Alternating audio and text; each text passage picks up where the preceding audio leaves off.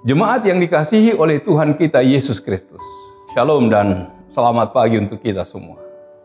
Firman kehidupan di pagi hari ini tertulis dalam 3 Yohanes 1 ayat 4. Bagiku tidak ada sukacita yang lebih besar daripada mendengar bahwa anak-anakku hidup dalam kebenaran.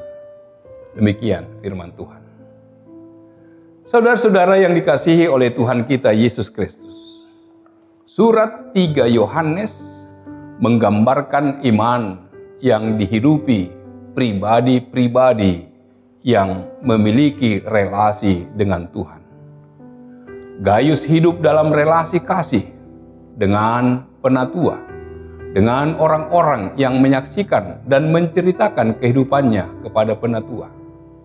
Surat 3 Yohanes ini ditujukan kepada Gaius yang adalah salah satu anak rohani dari Rasul Yohanes.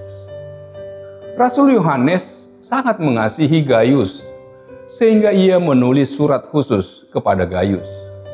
Setelah sebelumnya Rasul Yohanes menulis surat kepada anak-anak rohaninya secara umum, serta kepada seorang ibu yang terpilih dan anak-anaknya.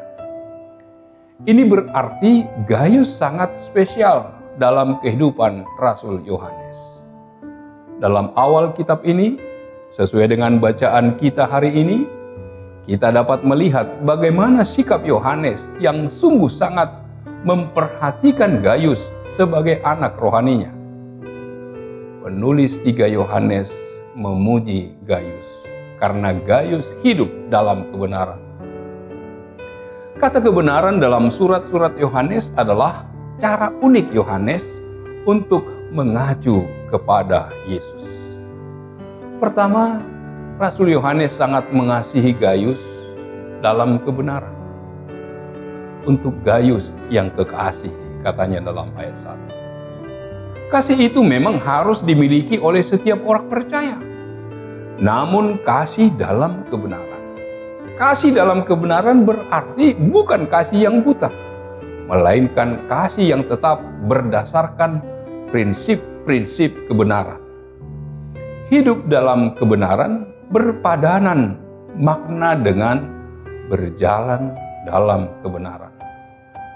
Dalam bahasa aslinya kita menemukan istilah bahwa hal itu adalah menunjukkan sikap iman yang aktif dan konkret dalam hidup Gaius.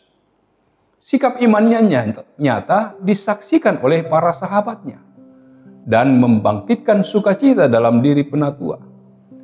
Kasih bukan berarti membiarkan jika orang yang kita kasihi berbuat salah, tetapi menegur dan menasihati agar orang yang kita kasihi dapat kembali kepada jalan kebenaran. Yang kedua, Rasul Yohanes sangat memperhatikan Gaius dan selalu berdoa untuknya. Kita pun seharusnya mendoakan dengan setia orang-orang yang ada di sekitar kita, terlebih anak-anak rohani kita. Mereka membutuhkan doa-doa kita. Selain itu pun, bahwa kita perlu memperhatikan mereka secara khusus, seperti bagaimana keadaan mereka, baik secara jasmani, terlebih secara rohani. Ketiga, Rasul Yohanes bersukacita atas setiap kabar yang menceritakan bahwa Gaius telah hidup dalam kebenaran. Apa yang paling membahagiakan orang tua kita? Mereka akan berbahagia jika melihat kita tumbuh, belajar, dan akhirnya berhasil mencapai apa yang kita cita-citakan. Lulus kuliah, menikah, ataupun mencapai sesuatu yang lain. Setiap orang tua pasti bangga ketika anaknya berhasil. Demikian juga kita juga harus bersukacita ketika kita mendengar orang-orang yang kita kasihi telah berhasil. Terlebih berhasil hidup dalam kebenaran firman Tuhan serta memuliakan Tuhan. Sebagai orang-orang Kristen dan anak-anak Tuhan, kita diingatkan agar hidup dalam kebenaran. Artinya hidup sesuai dengan kehendak Tuhan, dengan berkata benar dan berbuat yang benar. Keempat, Rasul Yohanes tetap memberikan nasihat dan bimbingan kepada Gayus, serta mengapresiasi Gayus yang telah melakukan apa yang seharusnya dilakukan. Gayus adalah salah satu murid Yohanes yang telah dipakai Tuhan secara luar biasa. Tidak ada catatan negatif mengenai Gayus dalam Alkitab. Tetapi Rasul Yohanes tetap memberikan arahan kepada Gayus, antara lain berbuat baik kepada saudara-saudara seiman lainnya yang merupakan orang asing. Dalam hal ini, berasal dari tempat lain dan sedang berkunjung ke tempat Gayus. Rasul Yohanes pun tetap memuji dan mengapresiasi Gayus, karena ia telah melakukan apa yang baik dan berkenan kepada Allah. Sesuatu dikatakan benar apabila perkataan kita sesuai dengan perbuatan kita. Sudahkah kita mengasihi mereka seperti Rasul Yohanes mengasihi Gayus? Sudahkah kita memperhatikan, mendoakan, mengasihi, bahkan memberikan dukungan kepada mereka? Apakah yang kita lakukan seperti mengirimkan SMS atau WA yang berisi ayat-ayat Alkitab, mengirimkan renungan, atau juga mendoakan mereka dalam doa syafaat? Kelihatannya ini adalah hal-hal yang sangat sepele.